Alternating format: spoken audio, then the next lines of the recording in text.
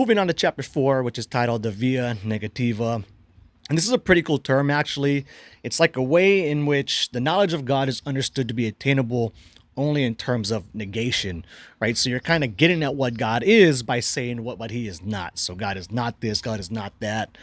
Or maybe more appropriately would be like God is beyond this, God is beyond that.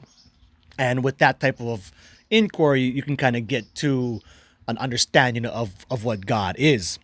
And so we're not talking about God here. We're going to be focusing more on emptiness. We're going to be going at it in the same type of process.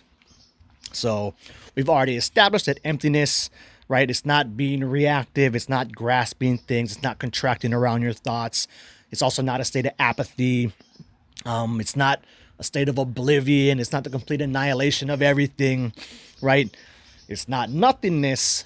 It is actually no thingness. And then the rest of this chapter basically gets at that, and he's going to explain it in way better ways than I could ever explain it. So I'm just going to kind of jump around and read a couple of my favorite parts from it.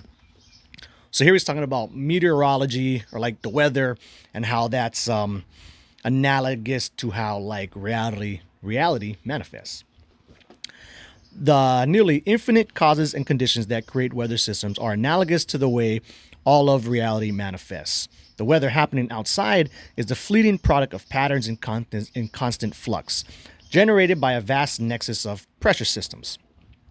In an unexamined way, we casually say things like it's snowing, it's sunny, it's rainy. But where exactly is it? If you look around you, you can easily see that there is no it. That is snowing or raining. There is just snow, rain, or heat.